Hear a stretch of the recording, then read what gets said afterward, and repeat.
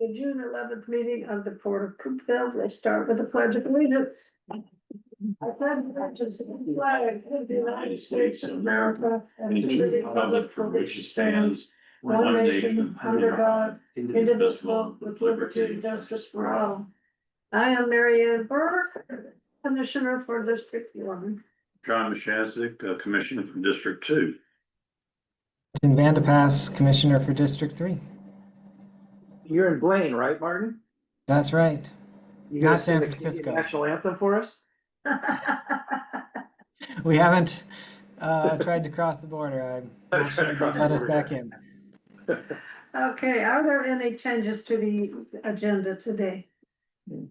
Nothing from me. We have nothing, so we have a public comment. This is time for the public to address the commissioners on agenda items or other concerns. The board will consider all comments, but typically will not take immediate action. Please state your name, your city of residence, and limit your comments to 5 minutes. We have no public comment. Well, we will move on to number 6, commissioner action, approval of minutes. I move that we approve the minutes of May 14th regular meeting, May 8th regular meeting. 28. 28. He said 8. Oh, I'm sorry, May 28th. Do I have a second? Second? Yep, second. All right, is there any discussion? Then we'll call for the vote, all in favor? Aye.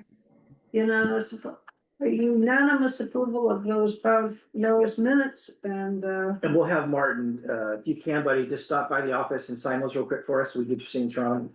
Sure. I'm not worried about the voucher form, but it's nice to have your signature on the minutes.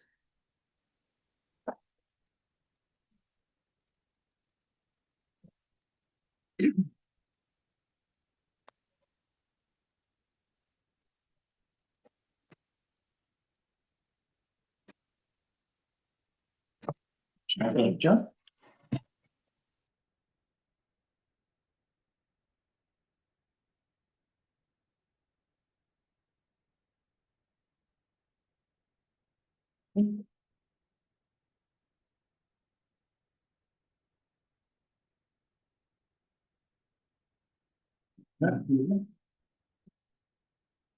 we have the voucher. Do we have? Office. You want me to read it? I think you could do it. Okay.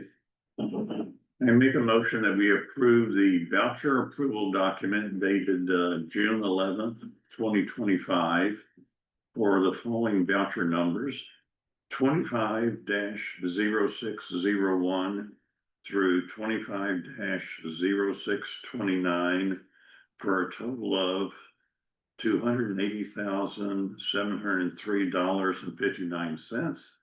And electronic vouchers EFT-0601 through EFT-0603 for $23,046.44 for a grand total in this voucher approval document of $303,750.03. I second that motion. Okay, discussion. Do we have anything? All right, we'll call for the vote. All in favor of approval? Aye. Aye. Unanimous approval of the vouchers.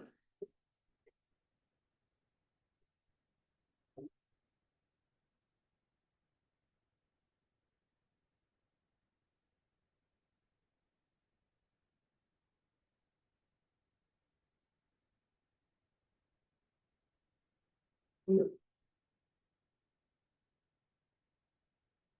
now it's for the executive director report.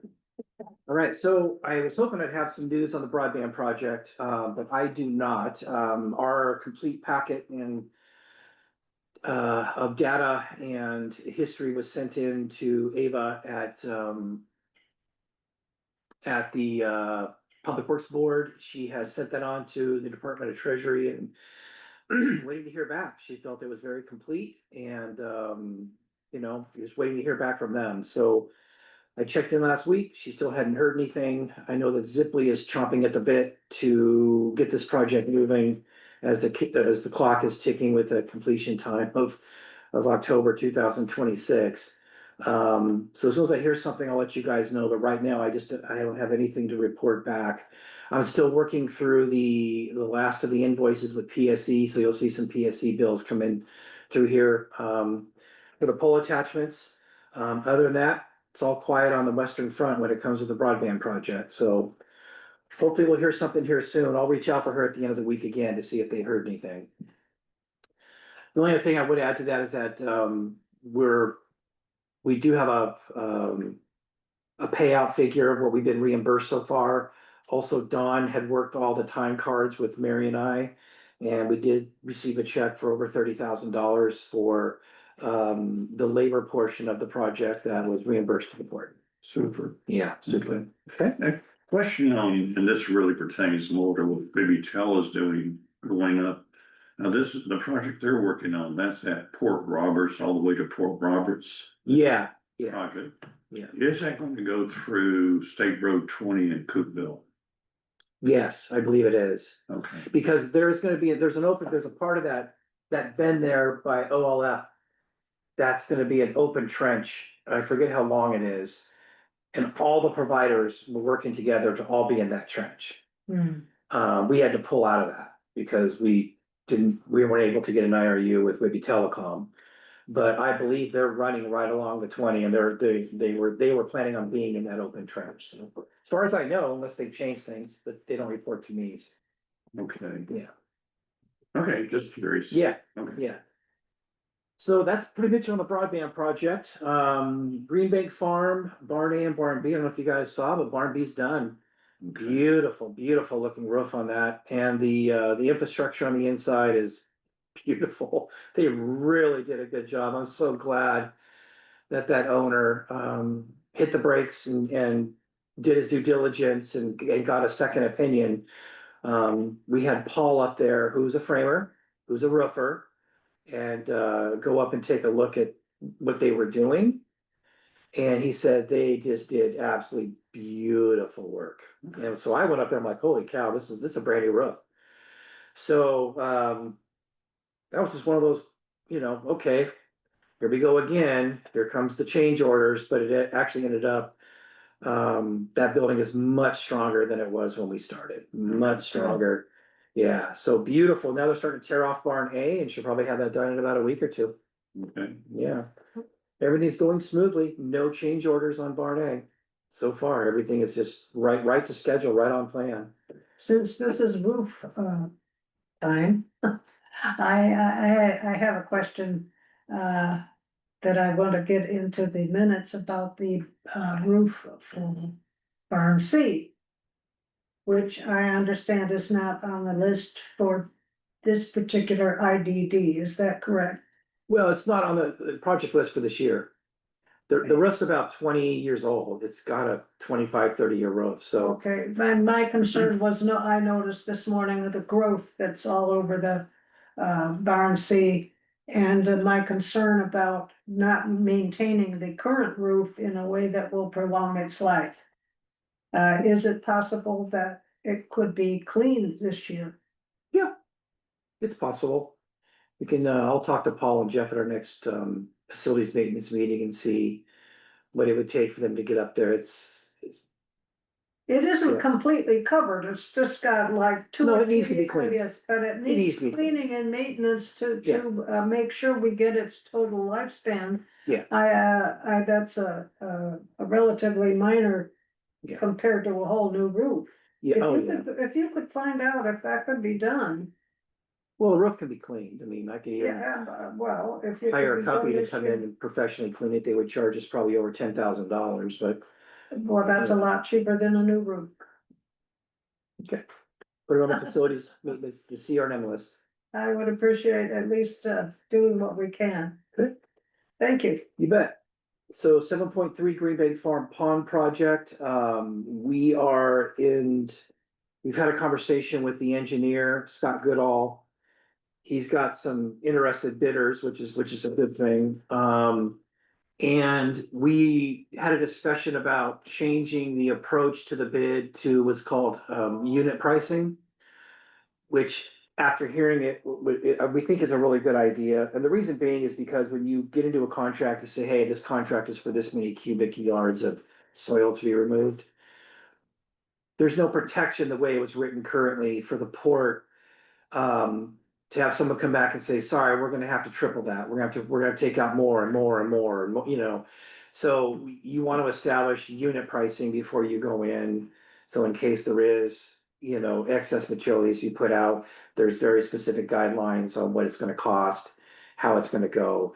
And apparently this has been an issue that's come up with Scott Goodall, who's the engineer, as well as some of the vendors that he's been working with. And he said, you know, $150,000 project turns into a $300,000 project, and the port needs to be protected against something like that. So he's in the process of putting together a contract for a scope to go in and kind of rework the engineering a little bit, but really make sure that the engineering approach is based on this new method of bidding and execution. Unit pricing has been around a long time. We've never resorted to it because we don't have any projects that fit that style of play, but so we're in the process of doing that. So it's a change order that would be on the engineering side of it, and it's something that is well within my limit to approve.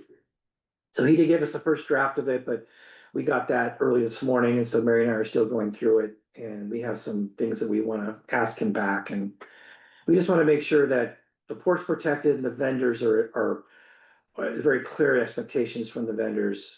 What happens when that water gets drained and they start removing materials? Okay, so when the water gets drained, what is the source of this dirt that has to go?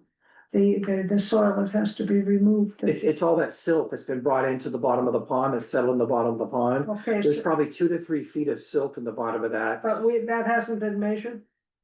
Well, you can take a stick and poke it down. We measured it back in 2018. It was on top of the silt was about up to 3 feet of goose poop. So that's what was pumped out along with a little bit of silt back in 2018 when I first started looking at the pond. And, you know, you gotta have so many gallons in that pond to hit the mark for fire suppression, right? Well, as the silt comes in and builds up, what do you lose? You lose water volume. Right, We gotta get that silt back down. We gotta be able to access the pipes underneath there for maintenance. And then, of course, we're building a flow pipe to the right. So when we do empty the water and pump it out, we can drain it all the way and there will be no water incoming into the pond. Right now, it's the spring that runs into it, right? yeah, So now we'll have a sediment catch. The spring comes in, comes down through the grass, goes into a sediment catch, catches the sediment, and in there will be a valve that we can actually shut off and divert the water around the pond mhm, out to the marsh. Then we can completely drain the pond and every year remove sediment mhm. ourselves, right? Yeah, so you said there's pipes underneath all the silt? Mhm. Oh, yeah, there's pipes. Yeah. So what we're really doing is restoring the pond to what it was created originally as a fire suppression source. We are, yes, we are restoring the pond into an even better condition than when it was originally built, because we are gonna make sure that the 30 or 30 some odd degree bankments is back in spec, as well as armored and have the appropriate plants planted. Right, but the depth would be The restored. depth will be restored. That is Yeah. correct. And so, since we don't know how far we have to go to do that, Right. we need unit pricing. Yes, there you go. There you go. You got it. Yep. And the material gonna go on one road again? Yes. Okay. Yes, in fact, we're actually, Mary just had a conversation with someone representing the tribes this morning. Where is that silt gonna go? It's gonna stay here. So it won't be the same type of operation like that, where they were putting it into a slurry and spraying it, Right. because that was mostly goose poop, right? This is going to be, mainly sanded sediment, so that will actually be dredged out. And it'll be put in trucks, dump trucks probably, and then spread out over the One Road Triangle, and it's beautiful. Silt, it's very nutritious, So so does it have potential agricultural use? that's what we're doing. We're gonna spread it out over the One Road Triangle, and and possibly up on the hill up there as well. Triangle isn't agricultural right now. It's okay. It might be. Yeah, I mean, I don't know if I was, I don't know, I'll let Martin kick in there, but if I'm a farmer, I don't know if I want, you know, a bunch of silt and sand dropped into my farmland. No, I understand that. I'm just trying to figure out. That's where we're gonna dump it.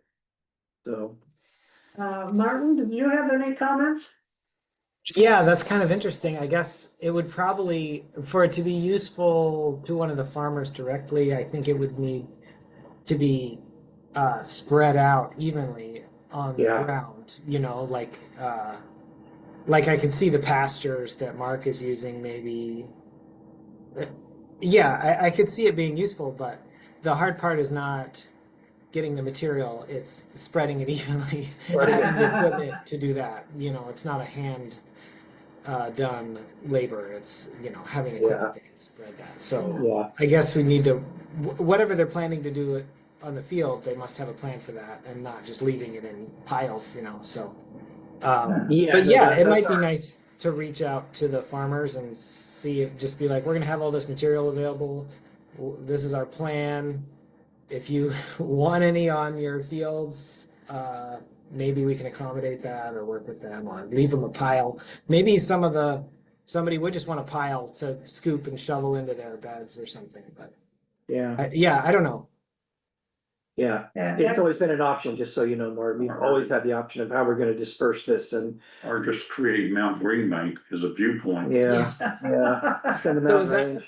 Chris, the contract with the engineers and everything, that's just going to specify that, yeah, like where does the responsibility from the contractor end? Is it going to be the Port of Coopville's responsibility to spread this out on the fields or dispose of it or do whatever we want with it? Or is it the contractor's responsibility?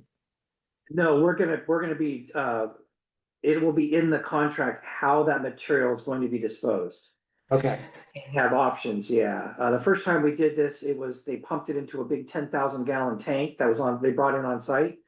Turned it into a slurry and then put it in a spreader truck. It was beautiful. And they spread it out the entire farm. It was So just. the contractors did that. The contractors did it. No, the contractors will be responsible for all of that.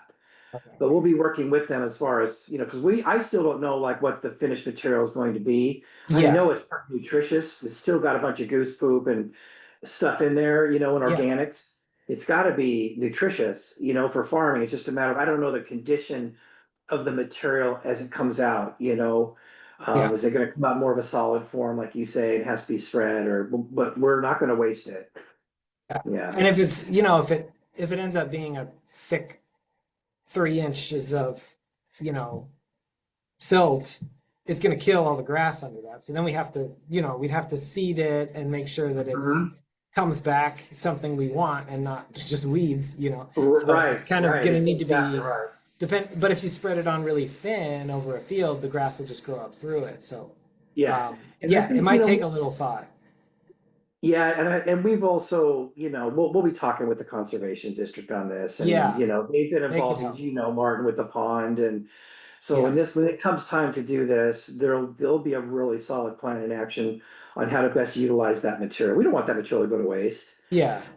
So, But I guess if it's going to be in the bid for the contractor to do that work, then it might be time to talk to the conservation district now to make sure that we bid that properly and specify what is going to happen with that material before we Well, go the out to contract- bid. yeah, the contract is to spread the material over the Green Bank farm. In other words, the Okay. materials to stay on site. So that's already good.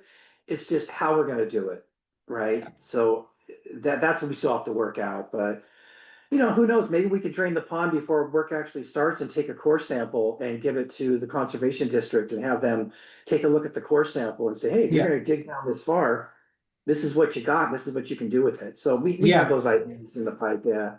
Okay. Yeah. Great. Cool. Okay, that's about it on the pond project. Again, that's an IDD funded project. The Wharf 120th anniversary celebration. So this has been going along pretty smoothly. The shirts are gonna start being printed up next week. We've hit some snags along the way, but we've got the insurance for the event. I got a hold of the supervisor from the Liquor Control Board in Olympia yesterday, spoke directly to him. We have a plan now because little did we know, the Port of Coupeville does not qualify for a special occasion license to do beer and wine and have a beer garden. So we didn't know that. And the license we applied for was called, was it called mixed location? So, you know, we can have a beer garden or a place that's serving beer and kids can go in and out and blah, blah, blah. Well, that wasn't allowed either. But thankfully, the original plan was to have a beer garden that was roped off. It had 2 entries and exits with people stationed there checking IDs, 21 and over only. Once I got a hold of this gentleman, really nice guy, he's like, no problem. We're gonna partner with the Chamber of Commerce. Talked to Linda Eccles a few days ago, talked to her this morning. She's gonna apply for the special occasion permit. And that's okay with the liquor board, that's perfect. They're actually gonna keep an eye on it for us because they've heard of the Coupeville Wharf. And they want this to go. And they are gonna turn it around in the same day and get it to the town of Coupeville, which is waiting for it, and they're gonna turn it around in the same day. And so this was a problem that was starting to cause some sleepless nights. We wanted a beer garden, we wanted local breweries and a local cidery to be there. Now we're gonna pull this off, so. Is that gonna be in that space next to the lawyer's building where they normally have the beer garden? No, the beer garden's gonna be on the causeway. Oh, okay. We're having it on the causeway, yeah. Okay. Now, there is one last hiccup. We have a meeting, Danielle and I, on Friday with, the town of Coupeville, which is, I don't know if you guys saw this, but in their water bills, utility bills they sent out this month, Yeah, full page advertisement for the Port of Coupeville's 120th year anniversary. Wonderful. Yep, went out to everybody. As well as other publications around the state. And so we're meeting with the town of Coupeville, their engineers, and then the fire department. The fire department has some concerns, but I'm sure we can work it out. Mm. So, right now it's moving forward. All the bands are set and ready to go, right, Mary? 5 bands, including Ike and the Old Man, one of the most popular bands on the island. Did we get the Shifty Sailors to sign yet, or are they still? They're confirmed, they just haven't signed. They're confirmed, just haven't signed. We have the Mermaids coming in, we have the Sound Stewards have the Touch Tank. Orca Network, Dalva at the museum is gonna be doing a historic display in the museum. This is turning out to be one hell of an event, and I'll be doing a speech, which is gonna be short and sweet, it's a celebration, not a history lesson. We thought about some kind of, like, I didn't wanna do a ribbon cutting, it didn't seem appropriate, the team, we all felt it wasn't appropriate. I called Linda at the chamber, hey, ribbon cutting, she goes, nah, this is a celebration, right? And so I talked to Molly, said, hey, give us a key to the city or something, she goes, better yet.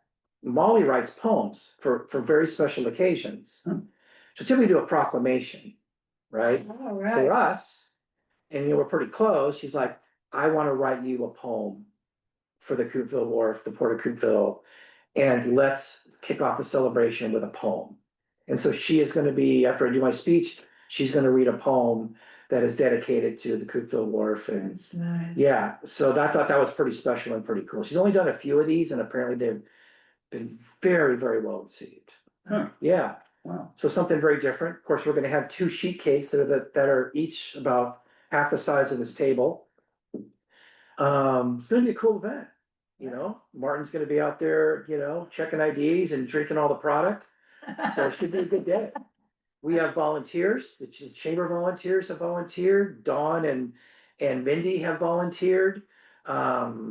With all our port staff and the volunteers that are coming out, we got plenty of volunteers for the event. The way we Great. designed it and set it up was we don't need 30, 40 volunteers. It's gonna be all contained within a very small space. And we've got everyone assigned to their duties, Jeff will be assigned, he's an electrician, to making sure that the stage and the bands and all that audio and all that electricity is is supplied. Paul and Shelley be going around making sure that facilities is all clean and any repairs can be done on the spot. And then we got our staff and the vendors we chose, all are pretty independent and self-contained in how they operate. All the beer vendors, there's 2 beer vendors and a cider company, Misfit Cider here on the island. They're all bringing their own stuff. They're not being charged to attend the event. They're gonna bring their own pop-up, their own table, their own tents, their own point of sale system, their own cups. They're completely Separate. separate. All we have to do is cordon off the area, follow the laws, and have a volunteer checking IDs at each point. So, so far, everything is right in line. Will there be any souvenirs for sale? Yeah, so we are gonna have 2 different colors of shirts, gray and black, with our anniversary logo. Those will all be displayed and sold at a big table there in the entryway to the causeway, That's the near the pier. sidewalk. I call it the pier, and you call it the causeway. It's the way you get out there. Yeah, so Okay. that whole big area, the band will be positioned pointing out towards the causeway over the fuel tanks. So no caps is We not right now, maybe. We have stickers. We have stickers for water bottles and cars and things like that. And shirts, but the caps, it was a tough one. There's minimum requirements. We did find a really good method of attaching the logo to a cap. But it's just one of those things where you have to kind of have a minimum order. We're not quite sure how many we're gonna sell. So we're not quite sure on the cap yet, John. Can I order a shirt in advance? No, the board will each get a shirt. You're each gonna get a shirt anyways. Cause I. 'Cause you're gonna be would going to volunteering. Wearing one at the Oh, I event. didn't tell you this. There's a 3rd color. It is a turquoise. It's a beautiful shirt. It's only for staff and volunteers. Uh-huh. So the board, all the volunteers will have their own colored shirt Oh, that great. will not be sold to the public. Great. So what you might consider is having like a little patch made up. That could be sewn onto a baseball cap. Yeah, we actually already designed that. Yeah. And I just need to sit down with Danielle and do we want it to be oval or round is what we got down to, but those have to be ordered in blasts of 50. Which is not bad. What's that? That's not that many, plus you Yeah. can sell them, ongoing, Yeah, I gotta figure out if it, cause this patch is one that, John, it doesn't get, I guess it could be sewn, I have to ask. It could be sewn onto something, but it's really more of a heat transfer type of thing. oh, okay. Yeah, cause that's how they apply them to those, what they call the marshmallow hats, the trucker hats. Yeah. Yeah, so it's, hats are kind of complicated. I didn't realize how You've complicated. seen it Hollies, right, that, for Green Bank Farm? No, Yeah, and, cause I used to have a cap, I just lost it, Okay. and it's kinda like, where'd it go, but. I could walk around with something that said Green Bank Farm. yeah. Yeah. Oh, you can do hats, just that the hat orders are. Yeah, we're still on the fence with the hats for the event, but we have time. Yeah. We have time, yeah, Okay. yeah. So yes, there will be a table set up. That's where you'll be with Danielle. She's gonna have the point of sale system there. We're ordering well, actually, there's an app that just goes on her cell phone. She can do all the point of sale with her system out on the pier. Oh, lovely. And we can just swipe credit cards and tap credit cards and that's where you guys will be sitting. Those will be all the shirts, the stickers, all the information, the history panels and so forth. So, Great. and once we get closer, I'll do a formal presentation where I'll show you a schematic of the whole area where everything is located and all the different events that are going on, the touch tank, the mermaids, the face painting. Oh, and by the way, we have the gentleman coming out of Seattle doing a live blog during the event. So he'll be interviewing ports, myself, maybe one of the commissioners, the mayor. We'll be having Maritime Heritage Washington, and maybe from the Department of Archaeology and Historic Preservation coming in for the podcast. It's all gonna be a live That's a podcast. big deal. I Yeah. love it. 120 years, Martin's the one that said, hey, make it happen in February. Ed Fitch at WPPA likes to visit, Who? the guy that's the, ED? yeah. Oh, yeah, not only him, but guess who else is wanting to come? The whole crew at Honduras. Oh, really? They wanna come, the gentleman I talked to yesterday at the liquor control board's like, hey, if I'm up that way, oh no, this is. Make them sign a waiver. Yeah, we have insurance for that, yeah. And just know the publicity we're getting is, I don't know if you guys, do you guys get on and sign up for Google Alerts?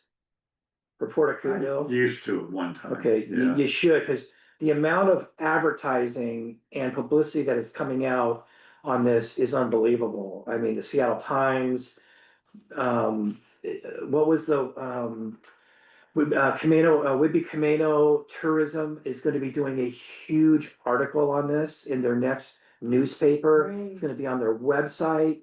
The chamber's been putting it out over theirs. We just got an offer yesterday or the day before to write a 1,400 word letter about the wharf. I don't know if I can pull that off in time. It's due in 2 weeks. From the Maritime Heritage. So it's being displayed on Whidbey Life magazine. That'll be coming out here any day, has a whole article and. And do we have procedures for crowd control when thousands come instead of just hundreds? Yeah, there'll be a lot of people here anyway, just because it's July 19th, right? Yeah. It's a busy time, so it's gonna be a great day. No matter how it goes, it's been a wonderful Hey, experience planning it. dump tank, remember when we had the Oh, dump God. tank, remember that with the commissioners Yeah, and the pie eating contest? just jump off the roof of the wharf in the water, that'll be the same thing. Yeah. Okay, so more details to come on that, but everything is falling into place now, and some of the bigger pieces have now fallen into place, so we're good there, okay? Thank you. Bet.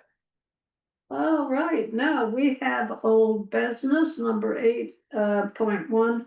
A resolution 321, the Green Bank Farm event fees, which were reviewed at our last meeting.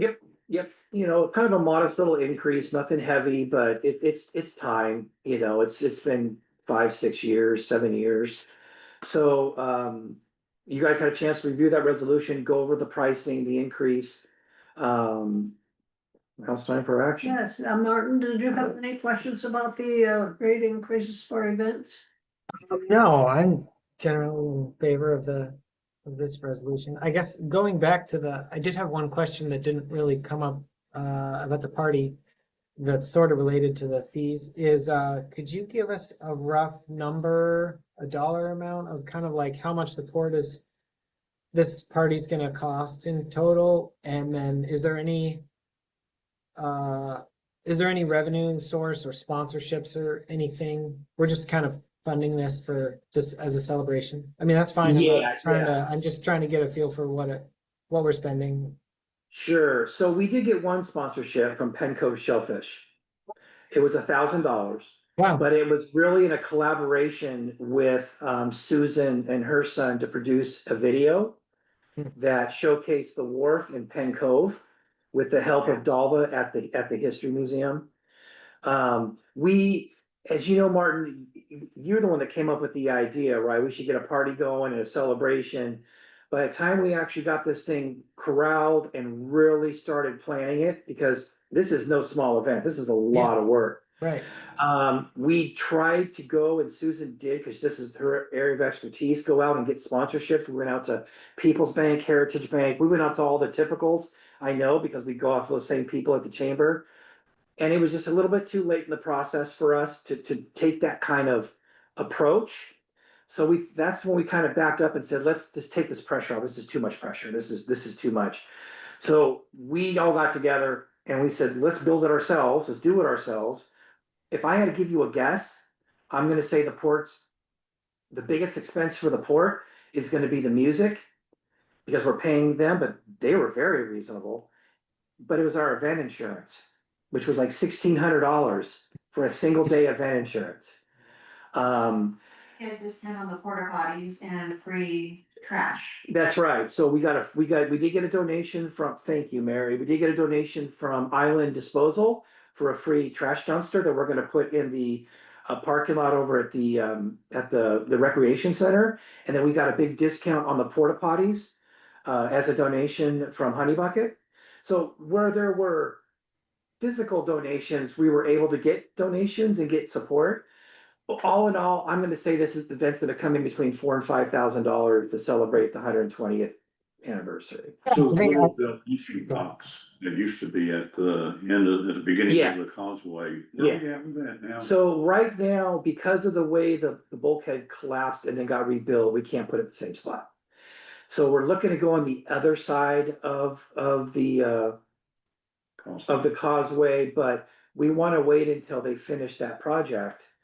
Because they're gonna be bringing in cement and digging and doing things over there as well. But we still have the little model of the. We don't have it, the port doesn't own it, it's actually Gwen and her husband at the Honey Bear. Yeah, They're the ones that took it away from Jesse at Chua and said, we want that.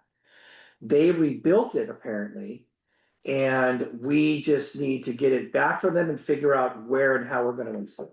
while we had it back for the celebration and just, you know, put it at the table with us. You know, I'm thinking like we used to have the jars for, you know, pennies for the port.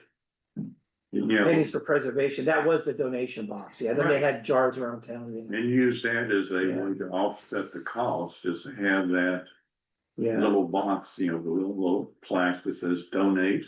yeah, So yeah, people- save the wharf, right? Yeah, Yeah, so we need to get that back and be able to use it as a, you know, vehicle to, you know, tell people you can donate while you're here. yeah. Yeah, we'll, Mary, let's put that on the facilities maintenance list, I mean, the problem with where we wanna put it, there's a French drain They're there. not permanently attached, just put it on the table. Well, it's, we had to rebuild it out of metal on the inside because people were breaking into it. Right, So what's happened is you got steel posts that come up into a steel plate. Then you've got a steel donation box inside now okay, with the wood model of the wharf over it. okay, So we would have to literally cut off the legs okay. and then weld them back on somehow, which I don't know if that would be, but we'll figure something out. You know? Okay, go back to the jar and the little No. picture. No, we'll figure something out, because that is a great donation box.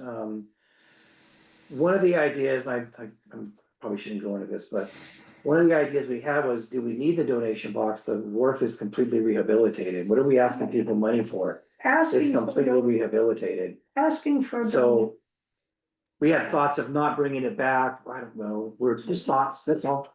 Asking for donations, in my mind, is confusing to the public, many of whom still believe it is a nonprofit organization and not a municipal entity. I'm not against any kind of donating, but when we are actively seeking donations, I think it can be confusing if the box is just there and people want to. If there's a way to donate, fine, but I'm uncomfortable with trying to promote it at a special event. It We seems don't, to yeah, we me- don't promote it, but it's there. Yeah, Well, let me look into it, John, because it is a beautiful box and, you know, they're still raising the wharf. And we still need to do the dredging. We still need to, oh God, we gotta do the dredging. Yeah, we can have a big yellow gallon jug that says, you know, help dredge the, well, then now that would. Yeah, I have a question about dredging, given the cost of the permitting for rehabbing the dock of $111,000. Does anybody know what the permit's gonna cost for dredging? no, we haven't done that part yet. No, We're but kind of on I'm it. just alert to the fact Yeah. that permits are expensive. I'd like to bring us back to 8.1, if we can maybe get back to that, in the form of that. Just, I had one more comment. I just wanted to say I think $4,000 to $6,000 is a perfectly reasonable use of taxpayer money to celebrate the wharf, and it's in line. You know, it's going to bring a lot of people to the downtown area and to the wharf and promote, you know, tourism to all these local businesses, which is and provide you know, public event and public space for people to taxpayers to enjoy the wharf, and that's our whole mission. So I think that's a great use of Yeah. our tax funds. Yeah, perfect. And especially to thank those like Rick Larson and Dave Paul, who donated over $500,000 towards the cause, as well as the Allen County Commissioners who kicked it off with $870,000. So, to thank those people, the town of Coopville too is, I agree, Martin. Thank you. Yeah, Okay. thank you, Martin, for the approval, because I certainly think it's a wise use of porch money as well. Yeah. Let's see. Well, I'll make one comment on that. I imagine if we were to pay for the advertising we received on this, we would have probably paid between $3,000 and $4,000. Oh, at least, And we haven't paid a penny for at advertising. least. So 8.1, Green Bank Farm event fees. To the leases, increase, is I move that we approve resolution number 321. A resolution of the Board of Commissioners of Port of Cookville adopting policies and fees for event fees at Green Bank Farm. second. Yep, it's been Is seconded. there any further discussion from what we had last meeting? Well, then we'll call for the vote. All in favor? Aye. Unanimous approval of resolution number 321. And Mark, when you're back in town, when you have time to stop by, we'll have all these ready for you, okay, bud? Thank you. Yeah, probably Friday. Okay, that's cool.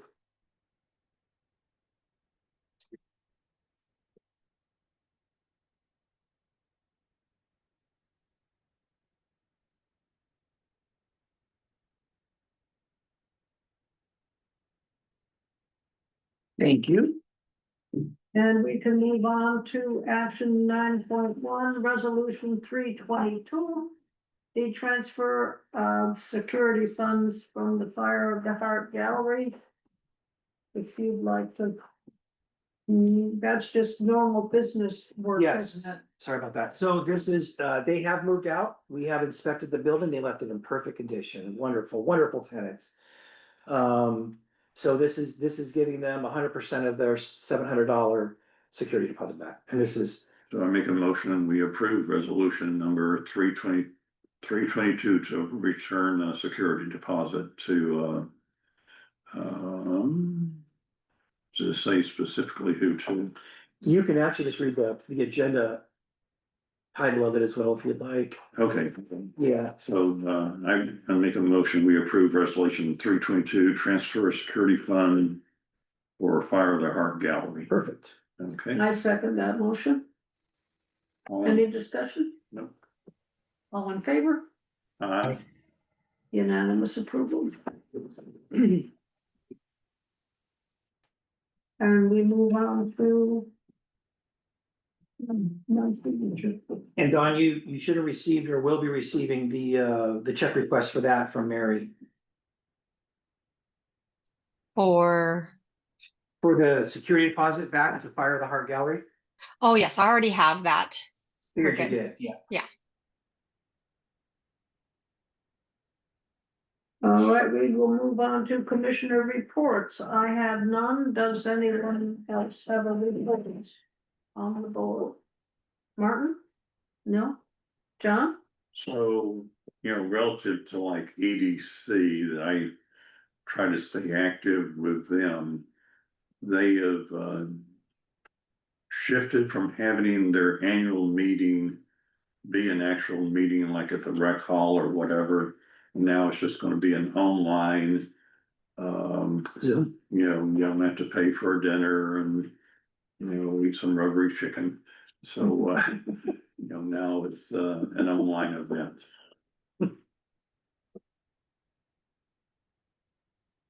Is that all? That's all, yeah. Commissioner discussion. Does anybody have anything to discuss other than I can say that I thought we had a very successful workshop last week on the 5th of June.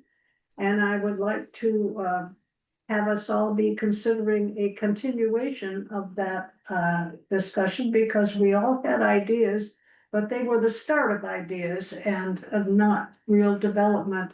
I know that we appreciate the work that Martin did in preparing a version of the 2025 budget that was limited and did not include items for the IDD and items for grants.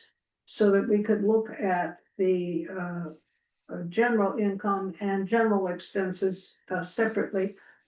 That was one of the things we did, and we had many ideas presented and not completely developed as far as where the next step might go, and we didn't have any formal agreements on anything. I would like to think about having another workshop, uh, perhaps in August after the excitement of well, I think the event will give us a feeling and a big idea of what the port can be, based on the attendance and who comes and what it's like.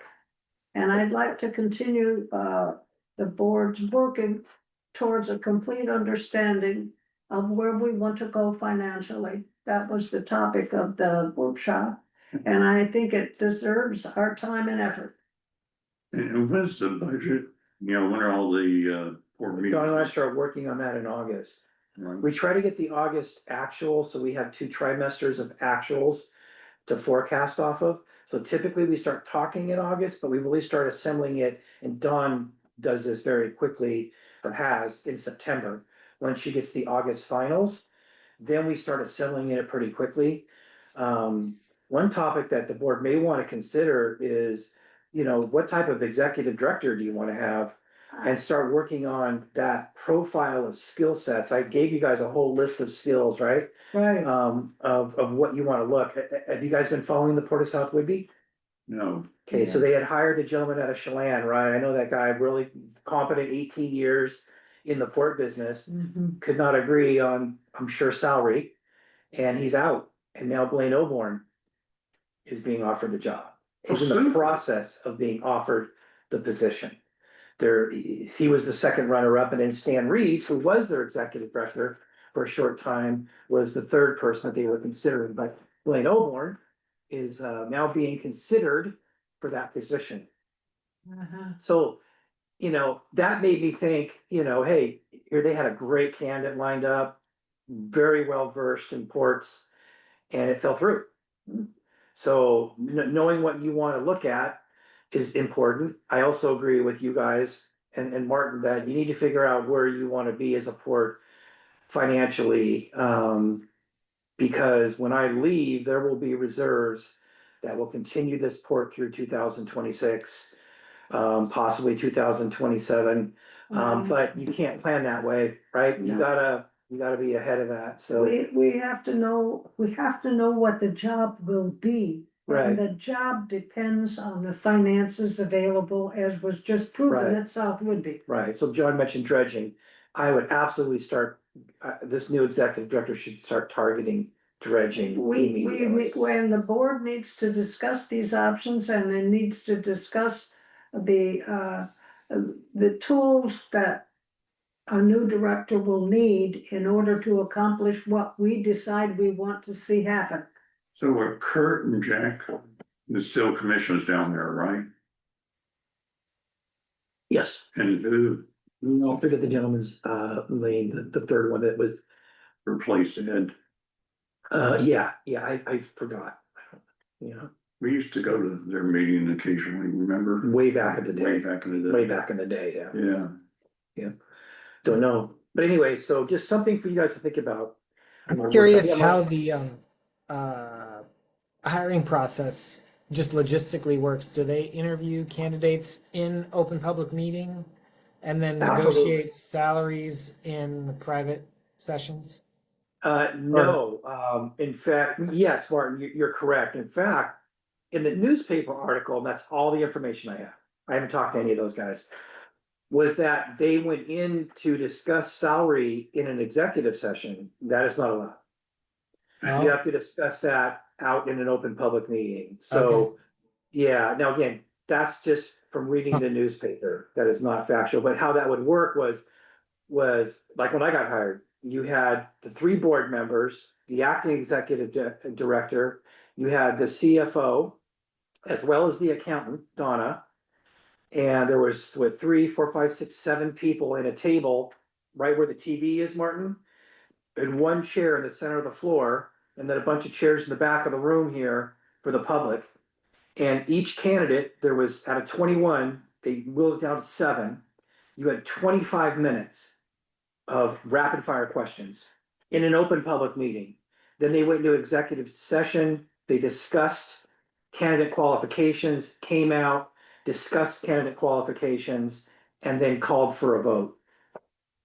So it's all done in an open public meeting. So And then the vote would be to pursue a particular candidate and Make an offer. then negotiate salary with that candidate.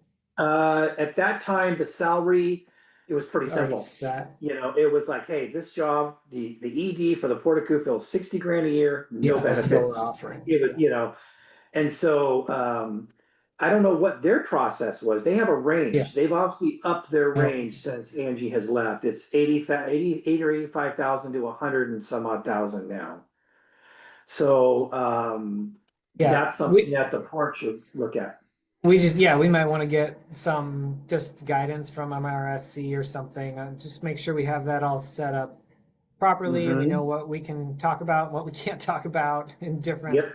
public and private settings and how we should Yeah. advertise for the job. And yeah, that's Yeah. kind of important to get that all right.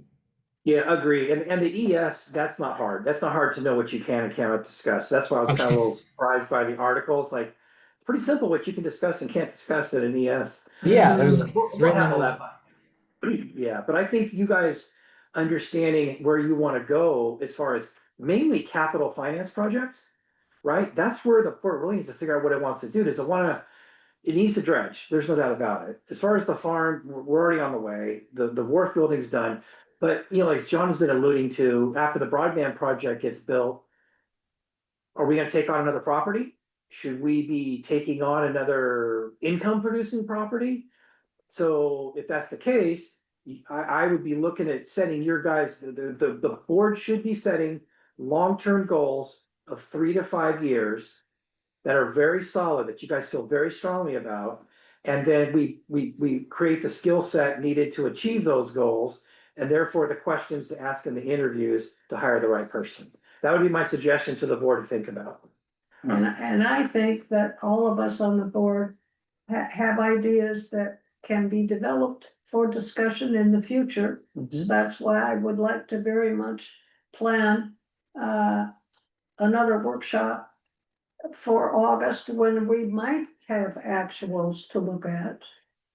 September, you'll have actuals. You won't get actuals in Okay. August. Well, but I don't wanna wait till school starts and all that stuff to, I want us to be on alert that one of our jobs is to be preparing for a workshop where we have something concrete to discuss, not just random ideas. Yeah. I kind of Um, like Chris's idea there of a 3 to 5 year goals document that we would, you know, develop together and discuss and reach a vote on. Maybe not a consensus of all 3, but at least 2. You know, like reach a document that we can vote on and say these are the port's 3 to 5 year goals. Yeah, I think that's something we should work towards. Yeah. That could happen through a few regular meetings, or maybe a workshop to whittle it Yeah. down, and then a regular meeting to, you know, Right. have a vote. Right, well, there are Yeah, documents that that's right. that are at the workshop. I had suggested that it would be a good idea for all the commissioners to review the levy lid lift section on the MRSC Yeah. website, which describes describes that process and explains the options available for levy lid lifts. Because in my, that is my contribution to the options available to us. And the other thing we already have is our comprehensive scheme from 2017, which has lists of goals, which is a place to start. Mhm. And I think we should all be quite familiar with Yeah. both of those documents in order to be able to communicate well with each other. Yeah. That comprehensive scheme was written for the long-term future in mind. And Yeah, I High think level. in addition to just, you know, capital improvement projects, which is what's on the comprehensive scheme for the most part, I think we might want to have more general goals of like reorganizing the staff or Yes. proper ongoing maintenance of the buildings in excellent condition, or property management goals, or just the Yes. goals that we want a new executive director to succeed at. Doesn't have to be specific projects that we want to, you know, Right. fund. It might be dredging, accomplishing a dredging project might be one, or we could list all the capital projects. But I was thinking more of like maybe 5 bullet points of kind of broad things that we want the port to have accomplished or improved in the next 3 to 5 years. Yeah, well, I'll have a plan for you guys. I'll do part of that for you, Martin. You know, the staffing for 2026, that'll all be flushed out in the budget. So I already have that done. Right, yeah. So you guys would have to work on that, but yeah, I agree. The dredging, just know that's about a 5-year project. I've looked into that. I've gone through the modeling on it with an American company. So I have a kind of an understanding of how the dredging works. It's about a 5-year gig. That's why I say it should be a 3 to 5 year planning span. I keep hearing about new projects and dredging, but I don't hear about the reason for the dredging, the benefit to the port for dredging, and what the activities of the port would change when the dredging Oh was God, complete. I could answer all those right now. But I'm just saying, Easy. projects are wonderful because we think about the end result without the complexity of changing how we operate when we have new projects.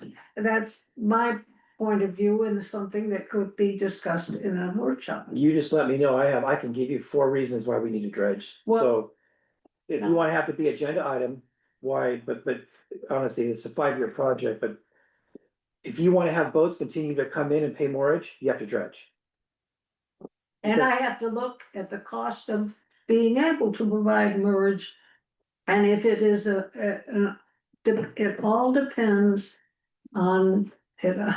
I know it irritates John when I say this, but I wanna know where's the money coming from, and Well- will it pay for it? That's why your new ED has to be, has to have capital, has to have experience, because we may have IDD money that you guys will say, okay, we're done. The dock is done. Yeah, No more capital project Yes. over 50,000. This leaves 2 million in a dredging fund, then we go get grants for the rest. Right. There's well, a then, plan, but see, these are all things that can be worked out Yeah. when we can work together at a workshop. Okay. I think there are a lot of the property management issue that Martin mentioned. A lot of things, once we know what our priorities are, it will help us make a list of activities and skills we're looking for in an ED.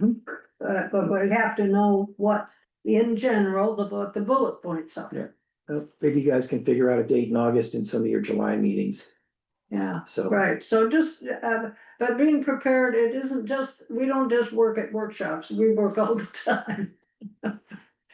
Thank you. Is there anything else? Yeah, I had another just kind of item I wanted to talk about. I've been talking with a person named Sarah Cohn who's has an idea to start a winter farmers market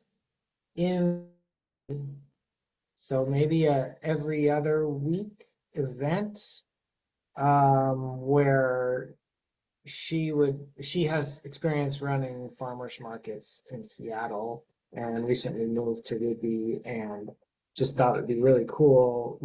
Some other places have winter farmers markets where they're selling winter vegetables, squash and potatoes and garlic and stuff that stores, in addition to some fresh stuff. And yeah, she just thought it'd be a cool idea to do one there aren't any on Whidbey, so to do one at Green No, Bay there's Farm not. would be an indoor space that might be a good fit for that. Yeah. So I was kind of looking through our normal calendar of when we normally have these other events, and so it might. I'm kind of explaining to her how that works, and she's been interested in maybe writing a grant to subsidize some of the management costs and the event rental space costs. And so I'm just kind of like nurturing that, and I think it's a good idea. And so I'm trying to help her get started, but I just wanted to kind of introduce that topic as something that we might be hearing about in the future. Yeah, you know what, Martin, to see if we can get a meeting with you and Sarah and myself and Mary. Because there is no winter farmers market, you're right, and we got the barn, which is the perfect, space for it. Yeah. And we can treat it like a port sponsored event and just charge a vendor fee, that way we don't have to rent the barn for an entire day. So yeah, let's circle up, see if she wants to have a meeting, and we'll circle up and see if we can come up with a game plan. Yeah, because it could bring a lot of, customers that wouldn't otherwise come to the Green Bank Farm in the winter months when things are slow. And yeah, and so that's that an might easy be event to manage. We're there to open the doors, we're there to collect the vendor fees, tell them where to set up, and then we close the doors. So those are good events to do. Yeah, let's circle that up. That's cool. Okay, So I'll set up Okay. So the gentleman that you identified to run for your replacement, is he the only one running? Mm-hmm. Yeah. Yep. Okay. And that's so full disclosure, they're a couple. So this is his the partner that is interested in running the farmers market. Okay. Okay. Right. Super. Do you see him sitting in on some of our meetings just to learn what he's getting ready to get into? Yeah, I do think he'll want to do that.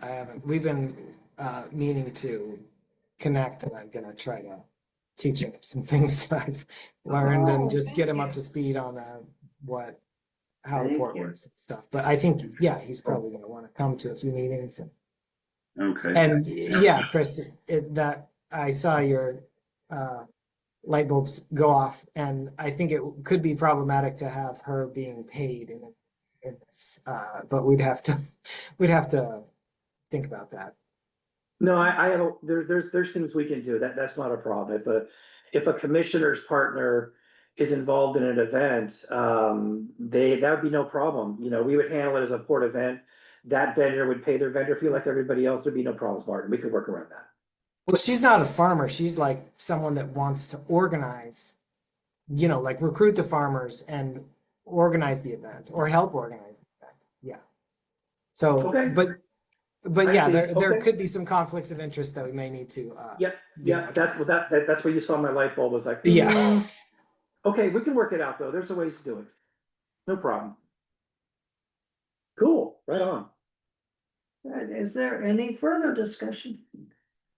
No, not for me. All right, then we're to the second opportunity for public comment, if there is any. There is none. All right, well then we're finished for today. This meeting is adjourned at 11:03. Efficient. Thanks, Yeah, everybody. that's a good- Thanks, Martin. Enjoy Blaine, man.